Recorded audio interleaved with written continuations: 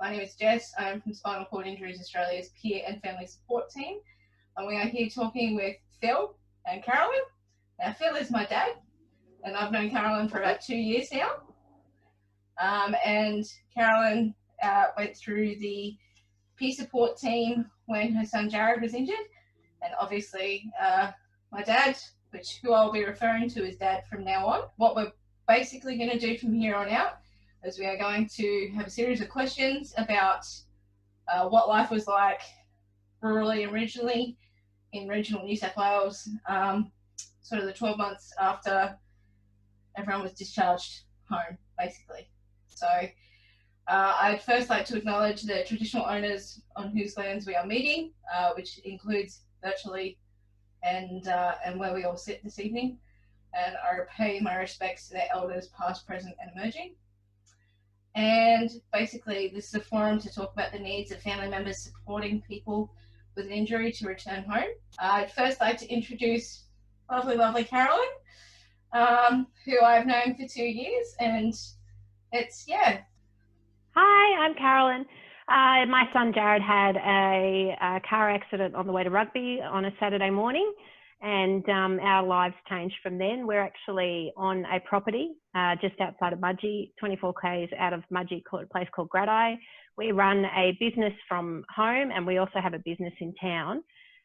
It's a family business. Our middle child, our eldest son, Johnny, works in that business and runs that business. And we also have a daughter who's 24, and she's teaching now, and she was completing her university degree when Jared had his accident. So our lives were well and truly upended.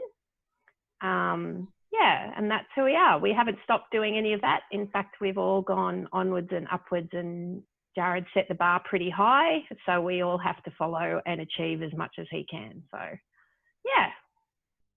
Thank you very much for that. And Phil. Yeah, well, as Jess has already said, I'm Phil. I'm Jess and Ashley's dad. 20 years ago, long time ago, 20 years ago, Jess and Ash were in a motor vehicle accident, and they were aged, Jess was 7, Ash was 3, so they were quite young.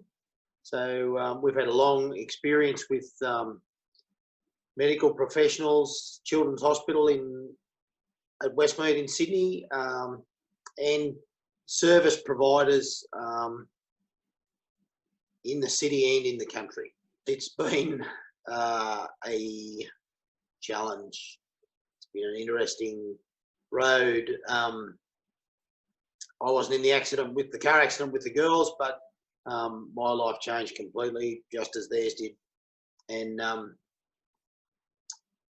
so yeah, it's been a big learning curve for all of us, and a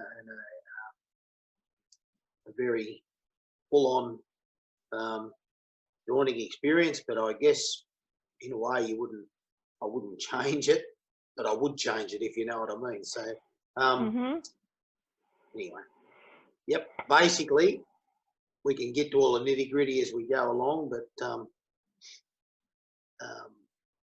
yeah, other than that, that's me. Thank you very much for that. Now, our first question is, what was the biggest fear about you guys going home? What was the greatest challenge that you foresaw before you guys left the rehab and hospital? Everything. The biggest challenge was what were we going to do with him? How were we going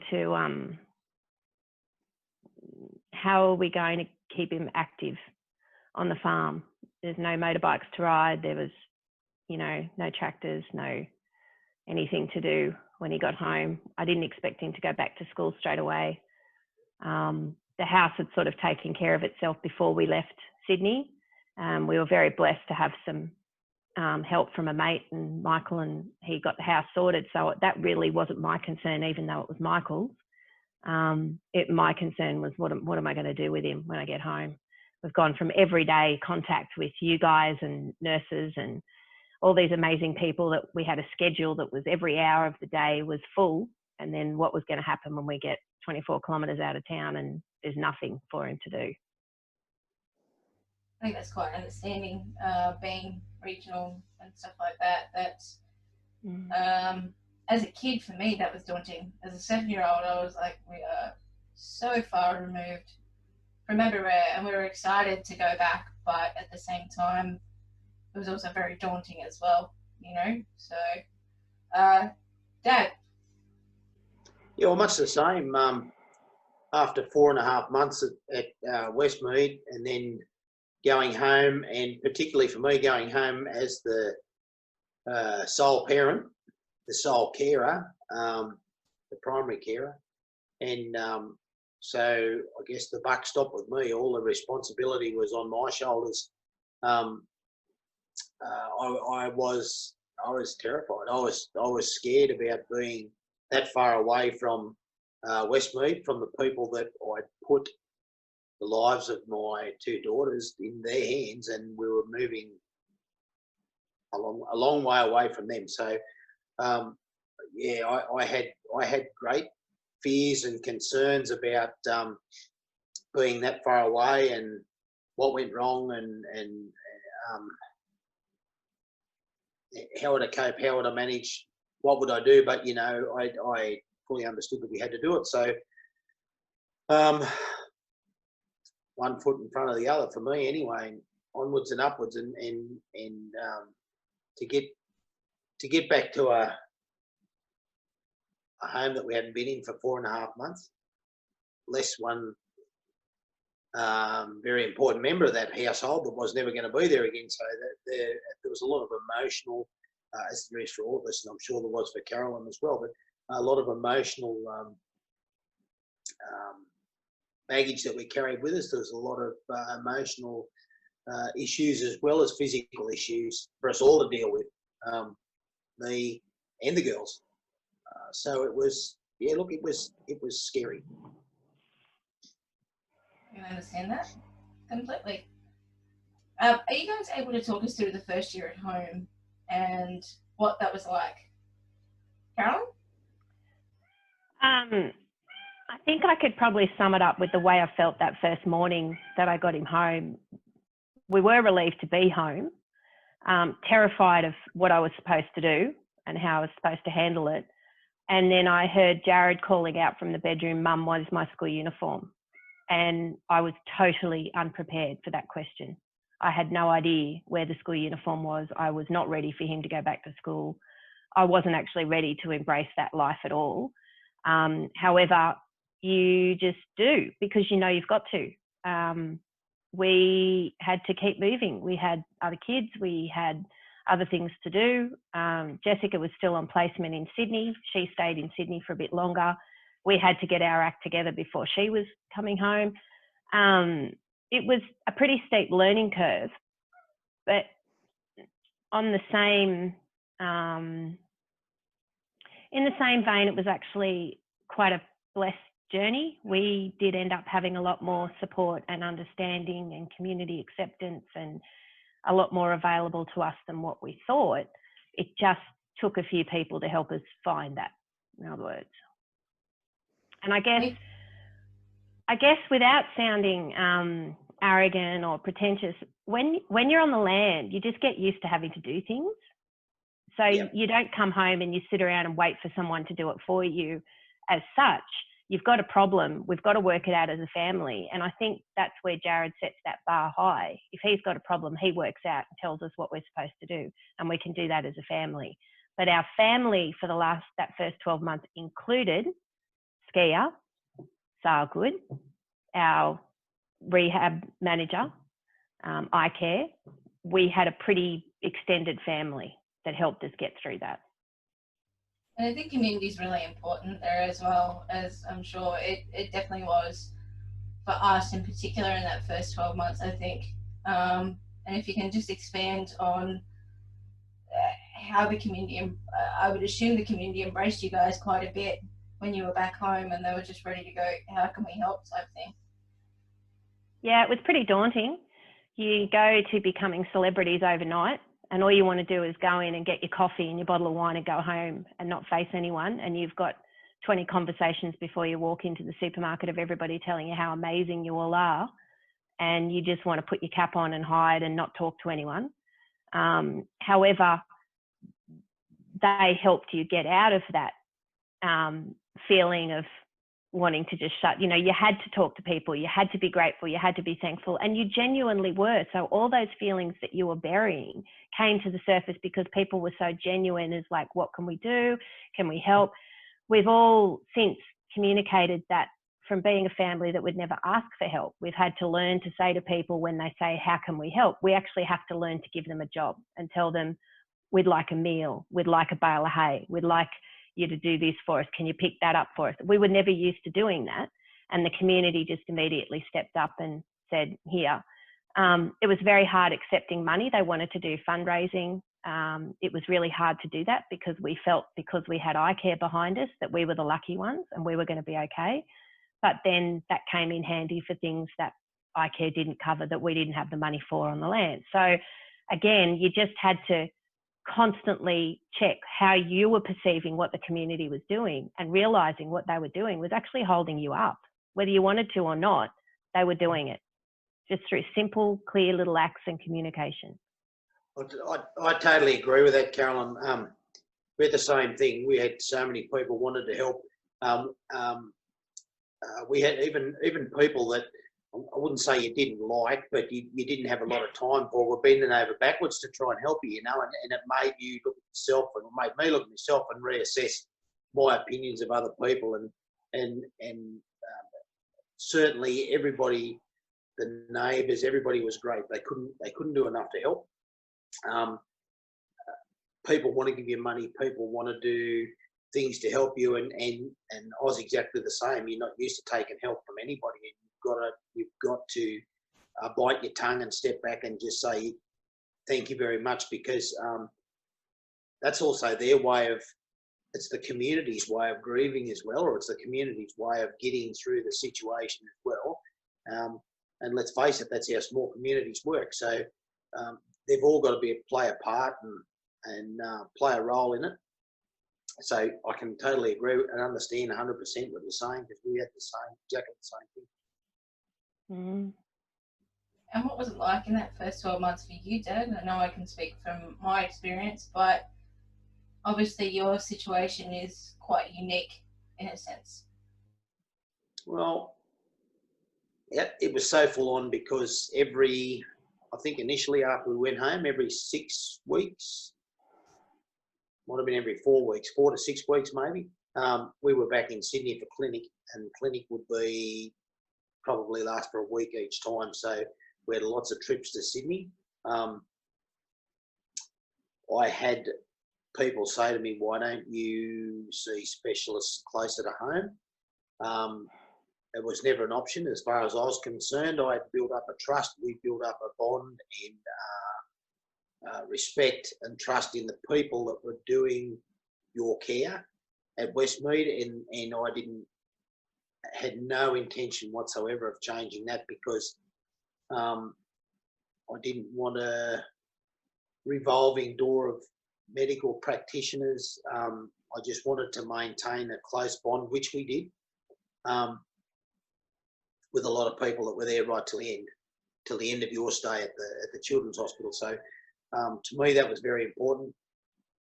I mean, obviously, we still saw our local GP and local paediatrician in Wagga, GP in Temora, paediatrician in Wagga, but other than that, as far as I was concerned, I wasn't going to accept anything but the best, and I considered, and I was pretty sure that we were getting the best care possible, the best service possible where we were, so I wasn't about to change that. So the first 12 months was a lot of travelling backwards and forwards to Sydney.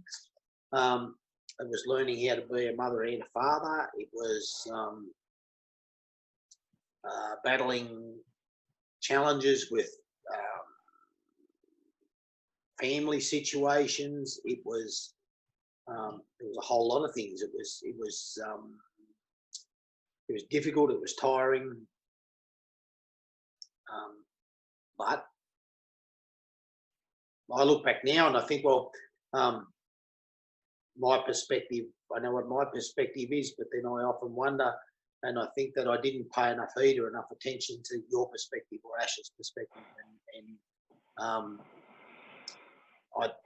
was naive enough to think that our perspectives were the same. We're all in the same billy cart heading in the same direction, which we were, but we're all seeing different things, and that's probably an important note to make, is that we all see things differently. Even though we're on the same journey, we're looking out of different windows.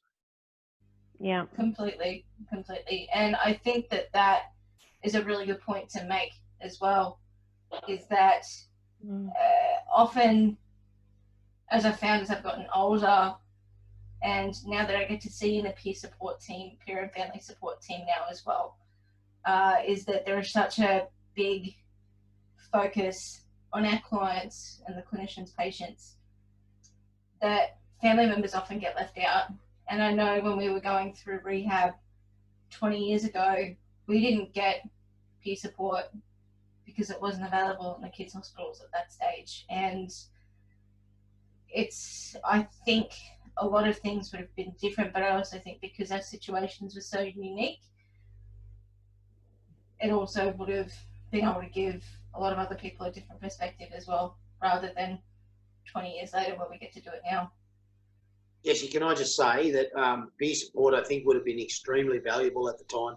Our support came from a lot of places. I remember when you're in a hospital, the different chaplains that come and visit, and I'd almost run and hide and they're lovely people and they're just doing their job, but sometimes you don't get anything out of those people, like they're trying their hardest and they're doing their job and that sort of thing. But, there's times when you don't need someone to stand there and hold your hand and stroke your hand and say, oh, there, there's times you want someone to sit there and listen and say, right, let me have it. Or have someone sit there and listen that goes, I understand what you're saying because I've been in a similar situation. Yeah. Everything you and your dad have said, it's just so spot on about the importance of peer support. It's something I'm incredibly passionate about. It changed our lives. Our lives were saved as a family the day that Dan rolled in that room with Charlie. And all of a sudden, here was someone who was real. He was full of sass. He was compassionate. He was empathetic. He was stirring, and he got it. And can't even tell you what he said. Now, you talk about where Jared's come from. I remember the first day he met you and he couldn't even look you in the eye, and he didn't want anything to do with you because he did not want to see that was what he looked like. He did not want to be the one in the chair. Dan was a quad. You had your upper body, and Jared was like, no, I don't want anything to do with this. And then you were the one that facilitated his journey to wheelchair basketball. And that was a very, very huge step in getting his motivation. And then we had Lee, who we had, as we've all talked about, the most amazing health professionals and nurses. And we were like you, Phil, we trusted the team that we'd been given at the time of the accident. We didn't want to go anywhere else. We stuck with them. We went away to someone else in Orange. We'd now asked to go back to the Royal Rehab team. And they taught Jared different life skills and they showed him how to do things. But it was Lee that taught Jared how to get in and out of a car, how to do a catheter, how to get changed. Lee was the one that taught Jared really simple everyday skills. Now, without the three of you, Dan's outlook, your gorgeousness and fun and laughter and sporting ability, and Lee's practical life skills, there is no way that Jared would be where he is today. No way. With all the health professionals in the world, it is definitely the SCIA peer support program that got Jared back on his feet. Whatever the SCIA peer support program needs, I will be the first to put my hand up and help in any way I can. The service you provide is just monumentally important. There aren't enough adjectives to describe how important this service is. What were the unexpected things that you guys had to manage in regards to sort of anger that had happened, not being able to get away from the injury itself, and, you know, being back at the site of where the injury occurred and really going back to the house as well? If you can talk us through those sorts of things that were more unexpected than what you really imagined. Yeah. We have to drive past the tree every day. And thankfully, someone said something and it got me to think about it before I came home. Michael had lots of emotions and was having a lot of trouble back at home, having to drive past it every day. And the way I was able to turn that around was I thought to myself, when I drive past it, I'm going to say, there's the tree that saved my son's life. Because apparently had it been 2 centimetres either side or had the tree not been there, he wouldn't be here today. So that was really challenging. I think dealing with community perceptions again, that you just didn't want to talk about it, but you had to. And I think that ended up being a really good thing, forcing you to talk about it. We were very, very blessed in that we had quite a rundown farmhouse that needed work done on it. And while we were in Sydney with Jared in emergency, we had one of the coldest nights ever and all our water pipes froze and burst and flooded the house.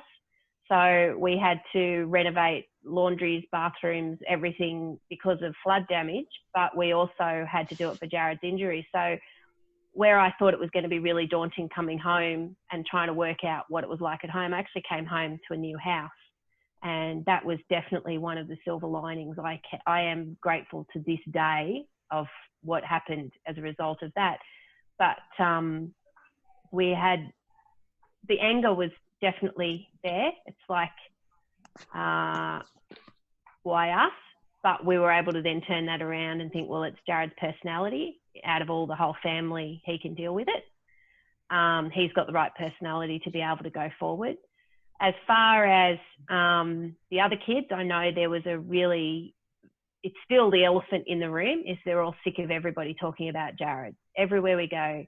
We started a drinking game not long ago. Every time someone said the word inspirational, we all had to take a drink because we were all a bit sick of everyone calling Jared inspirational. But that's reality. He is. And the kids had to learn to deal with that it was actually about them. But there's a lot of other issues that are hidden. Like Phil was saying, you only see it from Jared's perspective a lot of the time. You forget that the other two have a perspective as well. What else was there? Oh, having to get our brains back in gear to run a business and run a farm. That was challenging. Yeah, not getting away from the injury. Yeah, you just, Jared's mum, Jared's sister, Jared's brother, Jared's dad. It's the injury defines everything. And it's, when you're out in public, I remember we went shopping in Penrith, Christmas shopping, and I turned it around and I could see that if I stood behind Jared's wheelchair, we had a clean path through all the people in the shopping centre because they all stepped out of the way. And in the beginning, it used to make me angry. And then I realised that actually we'll just use this to our benefit too. If everyone wants to step out of the way, we'll step out of the way. There was a post went up on a Mudgee community page on Facebook. Some lady complained about this young P-plater who kept parking in the disabled spots. And the whole town rallied around because it was Jared that she was complaining about. She put his car up and in the back of the car, you could see his sports chair. And we realised then that we just have to joke about it. Jared started doing stand-up comedy, sit-down comedy, live, because we went, all right, well, instead of making it, oh, here we go, we're talking about the injury again. All right, let's talk about the injury. Let's make it funny. Let's make it life. Let's make it real. So you still have to be careful with his siblings as to just how much you kind of say, because they have a life too. You've got to be very conscious that they've got a life too. I would like to say that between my sister and I, when we were very newly injured and when we were quite young, because Ash was unable to walk, and I still thankfully have that ability, however hampered it may be, big focuses were on Ash. Making sure that, and Dad knows this too, and we've spoken about this before, and that was a really big thing. It's like, you watch out for your little sister, make sure she's all right, make sure she's taken care of. Now I tell her to just hurry up and do it herself because I'm sick of taking care of her. So I can understand it to a certain extent, but at the same time, without me realizing, we were each other's peer support because we grew up in a town with 500 people in it, and we were the only two that were in chairs, and it was not easy. Definitely growing up regionally, rurally, it's definitely, I think it made us strive. As much as we argued, we always knew that we had each other's back. Yeah. So, yeah. And it's the same with Jared's siblings. They will often be heard to say, it's my job. I can't let him, I'm not doing it for him because it's my job to give him a hard time to make him do it himself. And they're right. But I do realise that in saying that, it was hard to be the sibling that the focus was not solely on, because, but you also realise that it's really hard to ask for attention, particularly when you're 7, 8, 9, 10, because you don't know how to, and then you feel bad because you know that your sibling needs it more right now, type thing. It's funny, I had a conversation with Ash not so very long ago. And I rang her one day and I said, I need to apologise to you, bub. And she said, what for? And I said, well, you know all that time I spent away with Jess for basketball? She said, yeah. I said, well, it's not that I spent that time away and you were at home with a carer, but it's just that when I came home, I didn't really give you the attention that you deserved. And you know what her reply was? Get over it, Dad. I don't think about it. She's a bit like that. Our Ash, she's very black and white and very blunt, and that's why we love her. She is, and her independence amazes me even to this day. But I guess, Carolyn, one of the reality check for me was, and I can't really even remember who said it to me, but it was someone with a disability, it was someone in a wheelchair. It may have even been Nick Morrisoff, I can't remember, but said to me, rest in peace, Nick. Bill, your life's going to get a lot easier when you realise that in a lot of ways you're every bit as disabled as what your children are. And that was just a way of telling me that, you know, I lived their disabilities too. It became our life, part of our life, a huge part of our life, especially for the girls, but for mine as well, because, you know, I had the disability as well, in a lot of ways, without physically having it. I was there for it. You know, I was a primary carer for Ash for 14 years, 13 years, 14 years, something like that. That's personal care and everything, you know. So it's you don't really miss out on anything. You're kind of there for all of it. So that, in a way, that was probably one of the biggest reality checks that I had, and I've never forgotten that. You don't try and avoid it. You don't try and hide from it. You just do it. Do you want to talk about some of the unexpected things that you had to manage? Obviously, coming home to a primary caregiver to 2 children with a disability, and just we as a family, we've spoken about, you know, like Carolyn said, we happened half a K from the house, you know, type thing. It's 1,100 metres, Jess. Sorry, it was over a kilometre. 1,100 metres. Yeah, and like Carolyn, we had to drive past that tree every day on the way to school and on the way home. I can't begin to imagine how difficult that was for you guys. It was certainly difficult for me. I think I can definitely say I didn't really think about it too much because, and side note, it took me a very long time to come to terms with me having a disability because I could still walk. So I didn't perceive myself as being disabled. I don't perceive myself as being disabled now. I'm a person with a disability, but to me, it really didn't sort of kick in until after we moved away, and I started to miss out on things that I didn't really realise I was missing out on before, in terms of being able to play able-bodied sport and stuff. Well, I remember when I first offered you to play I said, why don't we go and try wheelchair basketball? And you said, no way, Dad, I don't need a wheelchair, I can walk. And that took some time. That took me backing off and just letting you find your own way and eventually agree to do it, and then not really looking back ever since. So, and that's I guess that's a major part, particularly probably more so in rural areas than in urban areas, is that you have to find your own way. If you can't do it like Jared, you have to find a way to do it.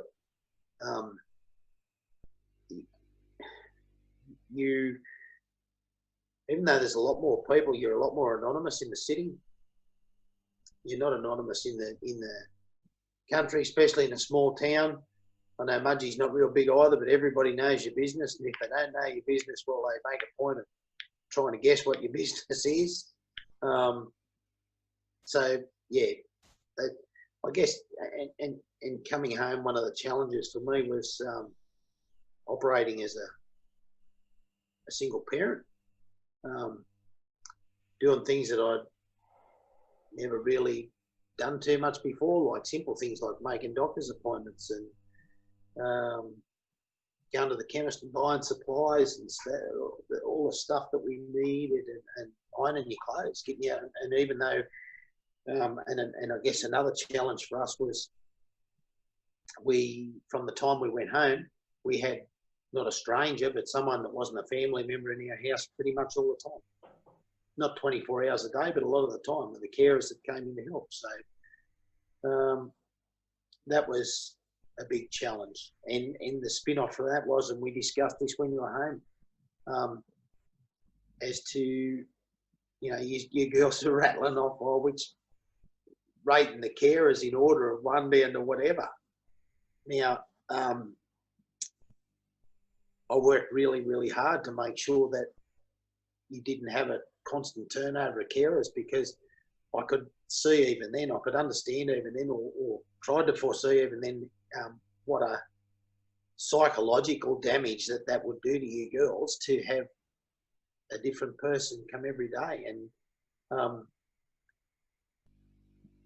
so we tried to pick the best and do our best to keep them when we did. And you were very lucky. You've had some very good carers, and you didn't have very many that weren't, as far as care goes, there was probably only one or two that weren't great. The rest of them were very, very good. And I think, and I'm thankful for that, because that was really important factor of your growing up, because they had an impact on your upbringing, because I wasn't always there. Like a lot of the time I was, but I still had a farm to run and a contracting business to run. So I was doing my best to try and do that. Even though I probably didn't do it, because what frequently happens when you try and do too many things at once, you don't do any of them properly. But henceforth we tried, and we didn't do too bad, I guess. But did a pretty good job. I will say this on camera, and I will not cut this out. You did a very good job. Thanks, Jess. No worries. Yeah, and we could argue about that for days, but you know, and this is something that you'll understand.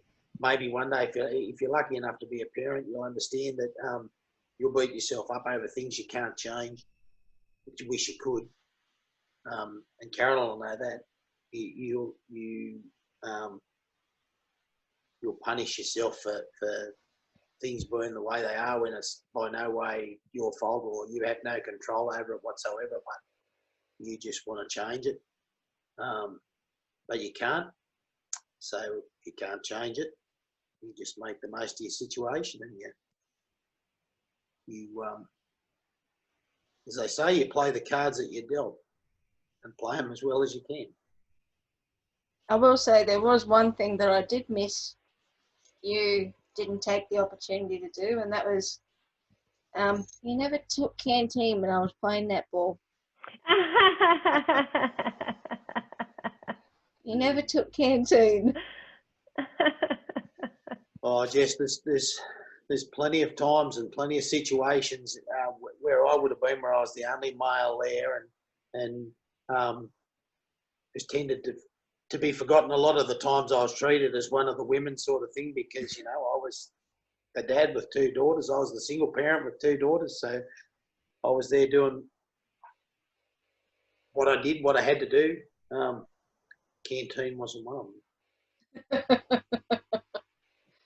Yeah, I understand that. And we will get to carers a little bit more in a minute. But the other question that I did want to ask was, what self-care did you guys try to practice?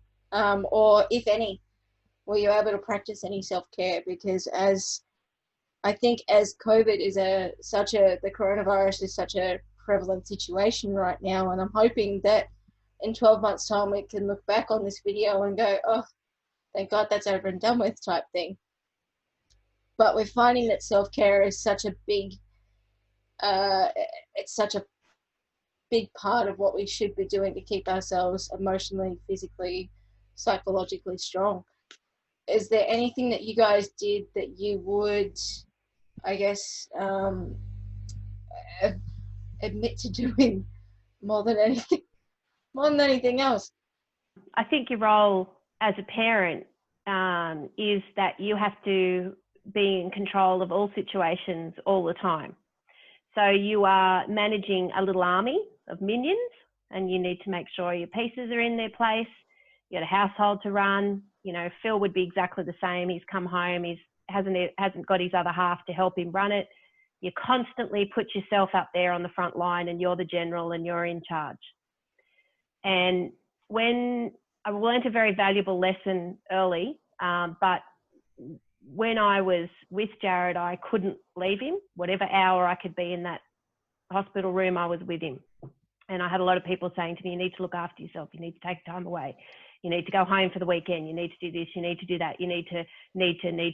And I got to the point where I thought, if someone else says to me, I need to do something, I'm going to punch them, and I don't care what the consequences are. And I had to explain over and over and over again. I grew that child. I gave birth to that child. My heart is connected to him. The minute I walk out of this hospital, even to walk across to the Douglas building, I feel like I'm going to vomit because my kid's hurting and I can't stop it. So we moved to rehab. I was living in an apartment not that far away, but I would, rehab had stricter hours. So I could only get in at 11 and I had to leave at 9. So I'd leave at 9 o'clock at night and I'd go home, and I was also feeding Jess and Jared. I was cooking meals for them and taking them to hospital. I don't know why I did that because I love the hospital food, but anyway, I did. And I would cook, and then I would work. And I would work till 1 or 2 in the morning on our business online, and I would drink a bottle of wine easily. Some nights, if I was particularly down, I'd drink 2 bottles, and then I'd get up in the morning and I'd feel like crap, and I'd get in a hot shower, and then I'd have to do it all again. And one day, a friend of mine said to me, there's a free boot camp down the road in the park. I've been going. Would you like to come with me? I was like, I'm not boot camp. That's not my thing. Forget it. But she had me at free. And I thought, all right, well, it's forcing me to get out of bed. I went down to this boot camp. I am not good with strangers. As much as you think I might have a bubbly personality, I'm not good in a situation where I don't know anyone. There are all these fit people there, and I felt like crap, and I had nothing to give. And I didn't want to tell my story. I didn't want anyone asking. And I was just lucky that it was an experienced older guy who was doing this community program, and he had me at, let's do this. No, you know, hi, how you going? All right, let's do this. So it was a 1.5 kilometre walk down to that park. It was a 45 session and a 1.5 kilometre walk back. That friend of mine only managed to make it once, and I did it every single day for the whole 2.5 months that I was at Macquarie Park. And the act of moving saved who I was. By the time I got back and got in the shower and got to Jared, my head was clear. I wasn't drinking as much the night before. I wasn't working as tough. I was being a bit smarter. I was starting to look after myself. When we came back to Mudgee, I had a friend who owns a studio here offer me a membership, but again, I didn't want to go to the gym. I didn't want to meet people that were fitter than me. I didn't want to talk to anyone. I didn't want to be a part of it. And after a few weeks, I realized that my mental health was starting to slip, and it was because I wasn't doing anything physical. So I started again. And there is definitely, I cannot say it enough, there is a benefit of moving the body to get those positive endorphins rushing. For me, going to the gym, taking the dogs and the pig for a walk in the hills, or just doing something physical is not about exercise, it's about my mental health. Then along with that, I saw Jared having to modify his diet. I modified my diet and I started eating healthier. Again, huge change in self-care. Reaching out to having an actual support group that I made sure that I had contact with. 2 close friends, a Bible study group that used to Skype me while I was in Sydney, made up of all different people that were in that group that were able to help me.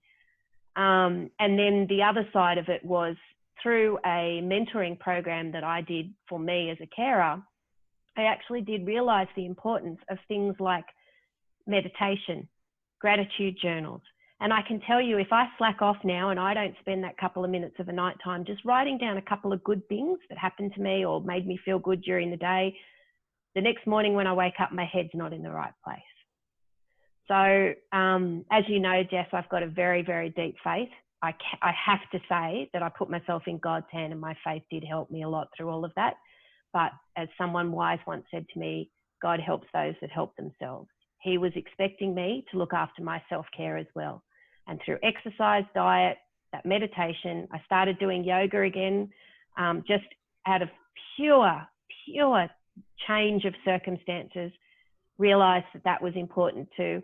And those then became a priority for me when I came home. When I wasn't having to look after Jared, my number one priority was those things for me, and then work fell in after that. And it was hard because being a family business, you know, you got pressure from everyone in the business to make sure that your job's done to hold up everybody else. But a number of times we had arguments or issues, and I had to say, no, this is number one. And it is, I can't be who I am. I can't look after Jared. I can't be who I am on the farm without doing all of those things regularly. That's fantastic. It really is. That's phenomenal. Dad, again, we will acknowledge that it was 20 years ago and self-care was something less of a priority than what it is now. This is really interesting, Jess. And with every answer I'll give you tonight, we'll be as honest. You know that I'm not going to bullshit to you. I wouldn't do that anyway. But I ceased to exist. I didn't exist. There was no me. There was no Phil. There was Phil, Jess, and Ash's dad. So when I went to bed of a night, I'd get up the next morning and my focus was on you and your sister every day. And every night when I went to bed, the last thing I'd be thinking about, the last thing I'd do would be checking on you guys before I got into bed. And that's just the way it was. That's just how it was for me. I didn't self-care, self-help. I was smoking a packet of cigarettes a day. I could quite easily have drank a lot more than what I did, but I didn't. I had a few blowouts occasionally, as you probably remember, as you probably know, but it was never a regular thing. But I was way overweight. I was carrying too much weight. I was a heavy smoker. But yeah, I didn't exist. There wasn't me. There wasn't time for me. There was no space in my world. There was no place in my world for me because I had you and I had Ash. And that remained that way for a long time. And I never really thought about it like that until just now, just listening to Carolyn speak, really. But whether that was the right or the wrong thing, I don't know. It was probably the wrong thing, but you know, it's what I did at the time. And I guess that's largely because I was on my own, even though we had the carers and that to help. But they were secondary to our needs. They weren't really, but as a family, they probably were, but yeah, and it wasn't a conscious decision to do that. It was just, there was no decision. That was just the way it was. It was just how it was going to be. And I guess in my mind, there was probably no other way it could have been. And if I had to do it again, it'd probably be the same way again. There's no way, maybe tweak it a little bit and change a few things, but it's a perennial thing. I totally get what Carolyn said about, not feeling sick when you left the room. Like when you girls were in hospital, I'd walk out the front of the hospital and have a smoke and smoke it as quick as I could, and then I'd go straight back inside and sitting between your beds. No, I totally get that. Yeah, self-care. I think there's probably one last thing to add there, though, Jess, is that there's this whole focus on self-care now. Wherever you are, you're looking after yourself. Everywhere you look, I had a friend say to me today something about going to a psychologist, and she said, if they say the word mindfulness, I'm out of there. Now, as a parent, not that long ago, when my kids were little and my parents were ill and I was trying to juggle losing them, it was never ever a consideration that I had to look after myself. I had to travel back and forth with them, leave kids with Michael, be with them for weeks at a time.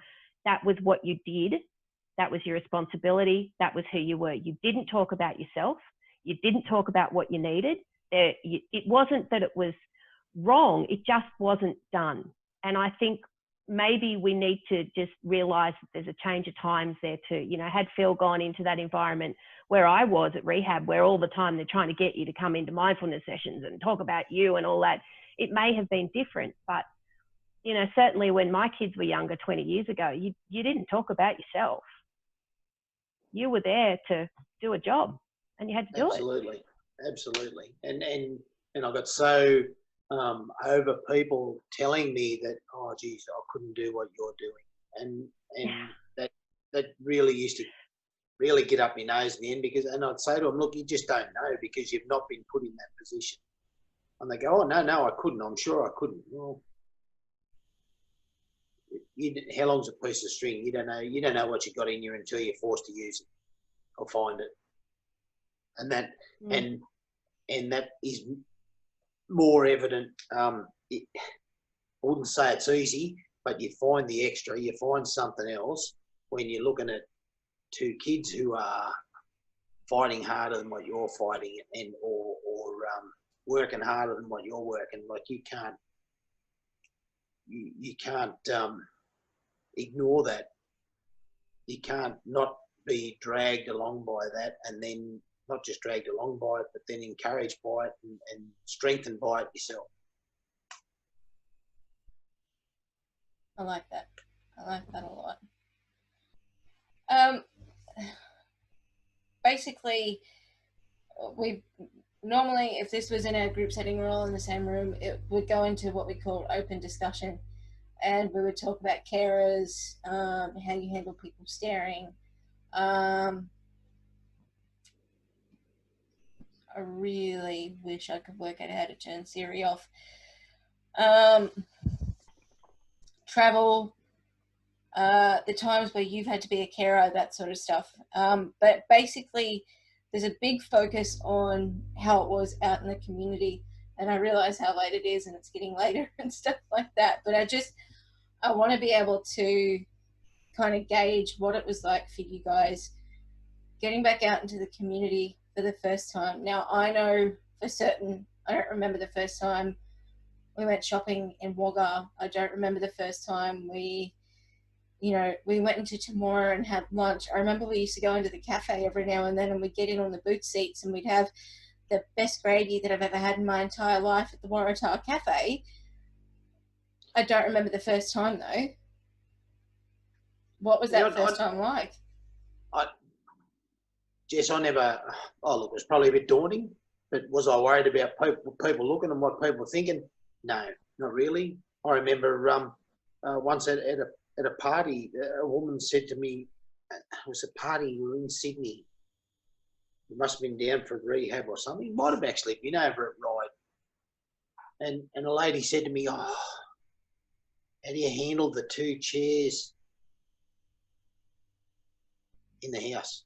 I said, "What, dining chairs?" She said, no, the 2 chairs, your girls, they're in wheelchairs. I said, "Are they?" "They're wheelchairs."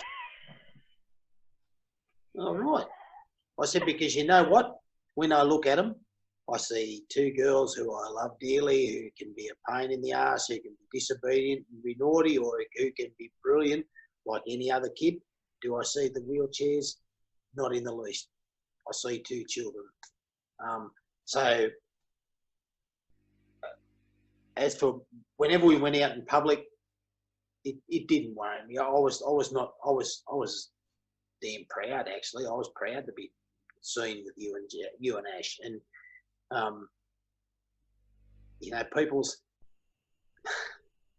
people look at you funny because they don't understand. Generally, you get some people that are just generally nasty and aren't really very nice or very patient, but generally, like they just don't understand. When I was with Ash at basketball in Brisbane that time, and we were going across the walkover over to the car park, and Ash is trying to push a basketball chair, and it's rolling away down the slope, and she's trying to manage her own chair, and I'm dragging a bag along, and the old lady went to help her, and I said, "No, leave her alone, she's right." And she turned around and she looked at Ash and she said, "Someone should kick him fair up the arse." And Ash just looked at me and burst out laughing. And this lady walked off, and I said, "Ash, they don't understand, do they? They don't. They don't understand. They don't understand about independence." And we've had carers like that who were very good, but would run to do things for Jess and Ash when they should have been saying, "No, do that yourself." But yeah, look, going out in public's not for me. And there again, that's the varying perception. My perception going out in public was probably different to yours and Ash's. So, but they asked about the first bowel accident in public and how that changed everything. Yeah, it's funny.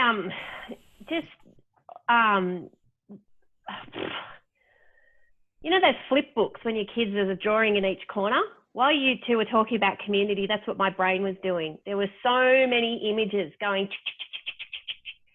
And I think when I think about what it was like going out in the community for us the first time, it was so overwhelming because I had this fiercely independent 6-foot son who was in something that didn't work the way he wanted it to work, and he'd get angry and he'd get frustrated, and I couldn't fix it and I couldn't step in, and I had to let him do it. Now I remember crossing the lights one day at Putney and pushing him to the point where down a gully, and I wasn't holding the chair in any way whatsoever, and he didn't have the strength yet to control it, and he fell forward in the chair and he's like, "Oh, Mum, what'd you do?" And it's like my first instinct was, "Oh no, what did I do?" But what came out of my mouth was, "What didn't you do?" And I think it was interesting because even now I can look at Jared in that chair and I can be, in a moment, I can just have that grief hit me like a bloody 10-ton truck, and I have to gasp and hold my breath and hide it all and cover it up and go, "It's all good, it's all good." And I think that's what happened when we got out in the community. He didn't fit under tables. He didn't fit through doorways. People would be awkward and step in front of him and step away from him. People would step in to do things that he didn't need doing. It was embarrassing, it was humiliating, but the kid had a sense of humour and we were able to get through it okay, and he was all right. It was hard being the awkward, funny, fat kid that played rugby to coming back and being the kid in the wheelchair. There was such a change at his 17 age, and then going off to pubs that was interesting, but actually he benefited from being in the chair. So getting out in the community and having the first bowel accident was Jared's. It was horrific. It was horrific for both of us, but we did it like everything else. We just dealt with it. You just didn't, we knew it was going to happen. You guys had us ready for it. It was probably a big fear. It used to happen when we're getting used to managing the bowel and so on. it's a joke now. You know, it's like, oh, did I fart or was that a bowel accident? It doesn't happen because he manages it better. But it is awkward and it's frustrating, but you know it's going to happen, and it's almost a relief when it does happen, because you're like, right, here we are. We know how to deal with this. Let's get this done. All right, that's over. That wasn't anywhere near as bad as what we thought it was. The first time he fell out of his chair in public. Well, that was funny. That was great. Good on you. You got back up. Yeah. Just the first bowel accident, I wouldn't remember going. Carolyn said it's just another one of them jobs, another one of them things that you've got to work your way through and go on. And the more you go through it, the more it happens, the better you get at it, and the more blasé you get about it. What was that first time travelling like? So this is an interesting topic, because you may be aware that Michael was a scuba diving instructor. So from when our kids were very little, we used to take overseas trips of up to 10, 12 teenagers, 3 toddlers, my husband being the teacher. I don't know what we were thinking. We'd be going over to the coast for training. We'd go overseas once or twice a year. The kids all travelled very confidently and wonderfully. And then along came this thing called the wheelchair. And we thought, all right, how are we going to handle it?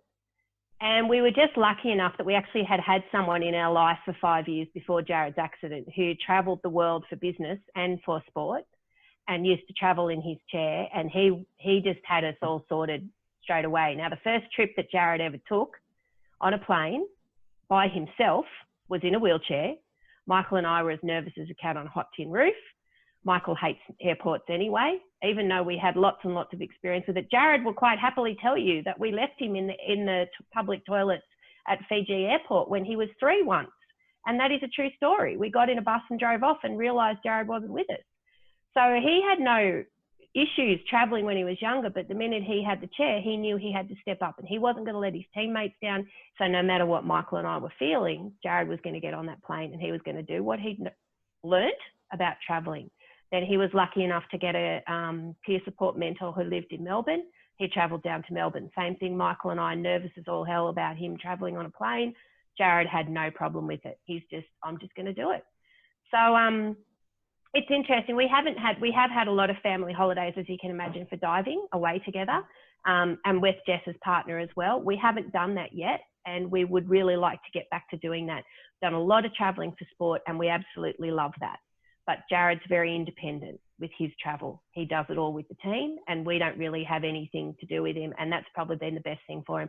I don't think Michael and I would be very good for him, actually. I think we'd get a bit nervous in the airport. I think we'd get a bit nervous on the buses or whatever he was doing. I think he's better off having that independence now. And we could hide it, but he'd know that we were nervous.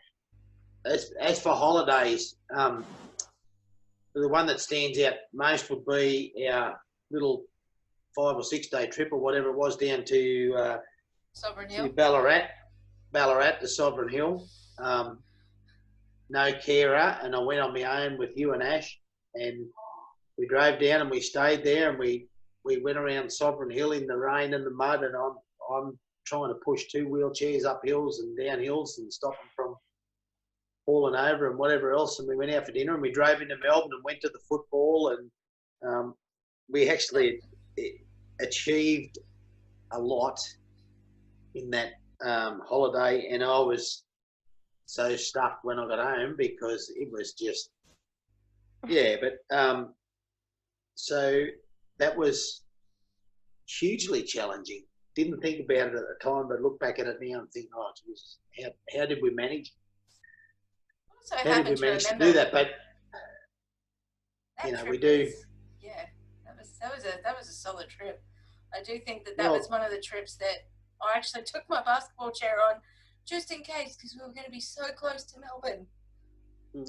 Well, just to load the car to go anywhere, like every day, if we got up and we were going to go for a drive, it was a matter of, it's not just a matter of getting in the car. You got to load kids, you got to load wheelchairs, stacking the van to go down there, and you've got like a shower chair in there, and you've got 2 wheelchairs. And luggage and all the gear and that sort of thing, but it's what we did. That was our family life, so that's the way that it was. But yep, tiring and challenging, but we enjoyed it. We had a good holiday. We did. We had Thank a great goodness for time. Tetris, huh? That's how Dad became All that so Tetris good training. I can't remember whether I asked this. What changes after the first year?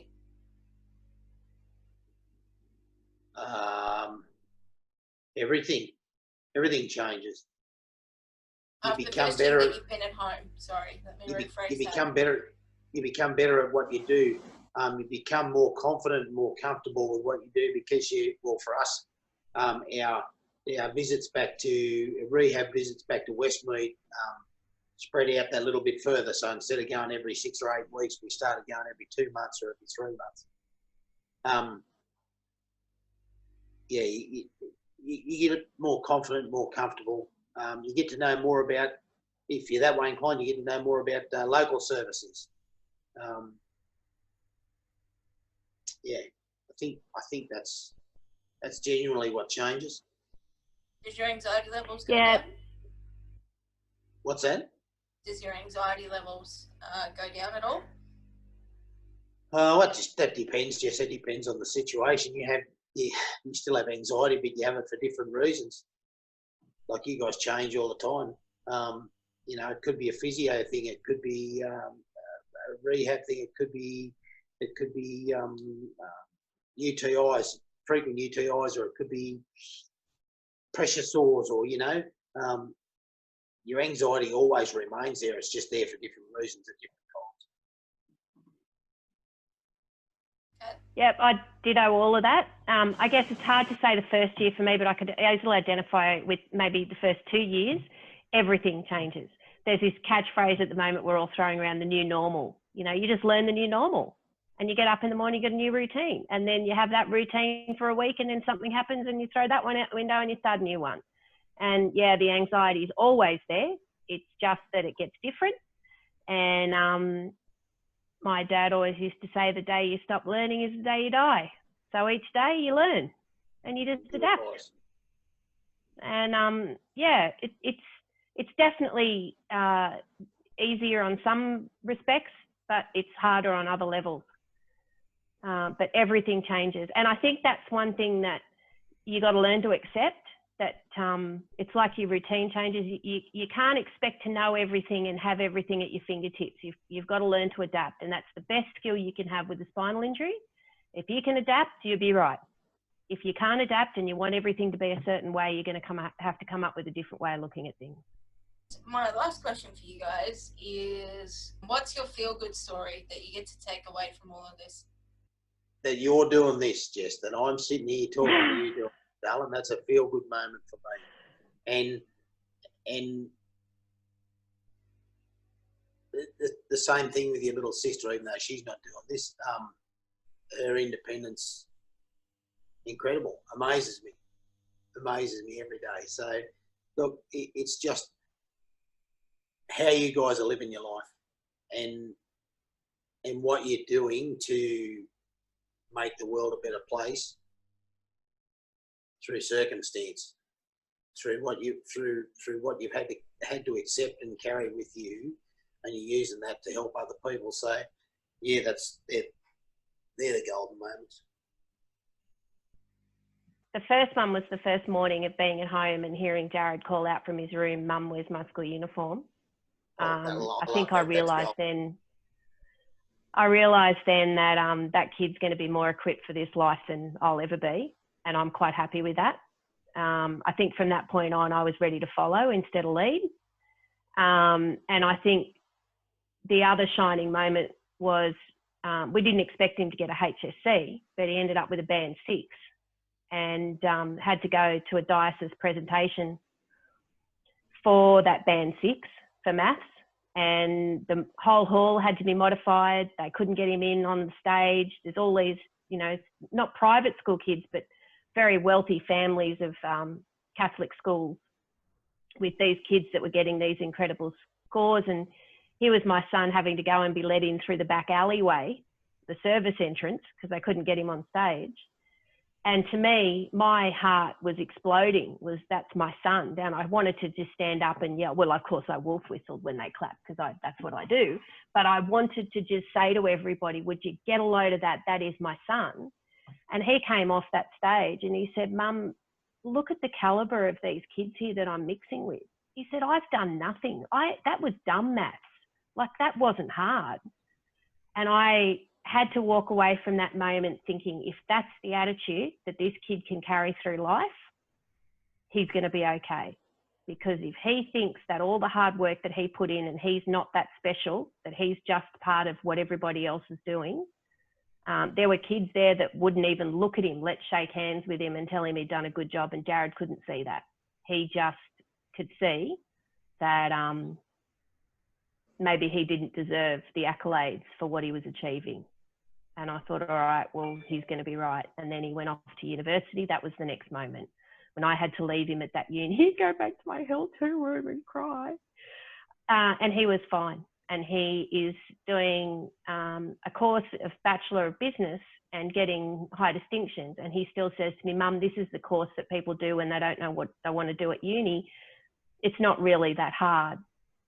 I'm thinking, you know, mate, just keep that outlook. And Jess, it comes. I'm not just saying this because you're in charge of this show tonight, but kiddo, a part of what he is comes from you. There is absolutely no doubts about that. It comes from Daniel, it comes from you, it comes from Lee. And it comes from all the ballers. It comes from anyone he's ever mixed with in a wheelchair. And I am so grateful. He will never be the special kid. He will always be the one saying, oh, I don't quite know what I did to deserve this. And you guys helped get the perspective right. Without that input from the three of you and what SCIA did for us from the very first Christmas party to everything else, he would not be that kid. So and I swore I wasn't going to cry tonight, but from the bottom of my heart, kiddo, you are one of the biggest blessings in our lives, that's for sure. Thank you. Well, thank you so much for both of you being a part of this. This is about where we're going to wrap it up here. If anyone out there watching, if you would like more information about anything we've chatted about today, scia.org.au/forum is the place to go and continue this discussion. Also, please like, comment, subscribe if you would like to hear more of these. There will be more of these coming up in the future. And we've really appreciated both of your time tonight. Thank you so much. No problem, darling. Thank you, Jess. It was an honour, honey. Thank you very much for everything you are and everything you do.